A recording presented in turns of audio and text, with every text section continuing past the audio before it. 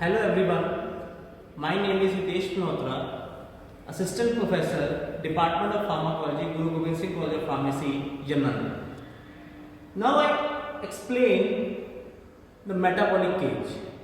The metabolic cage is generally used to evaluate the renal activity or the activity of kidneys, because it is thought that as per the urine output, the renal activity will be assessed.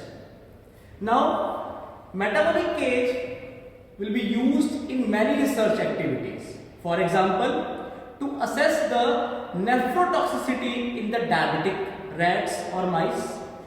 For example, to check the diuretic or antidiuretic activity of any particular molecule, and to check the renotoxicity caused by any of the agent or any allopathic drug used in the market. For example, diclofenac sodium. Now, for assessing the diuretic or antidiuretic activity or nephrotoxic activity, first of all, the animals will be placed inside the metabolic cage for a particular time, providing with the feed as well as the water bottle connectivity. Now, for 24 hours, for 36 hours, for 48 hours, the animals will be placed in this chamber, and their urine material will be collected from this hopper into this beaker. Now, after particular time, say after each 12 hours, after each 6 hours, the urine output will be quantified.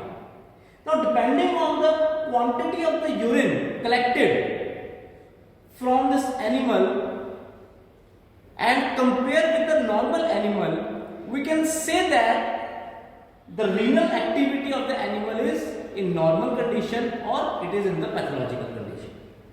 Apart from that, we can also check the urine, that is protein concentration, albumin concentration, presence of any crystals, presence of any pathogen, or presence of any unwanted material in the urine. From this quantitative as well as the qualitative estimation, we can assess or we can conclude that the animal is suffering from any nephrotoxicity or not. Thank you.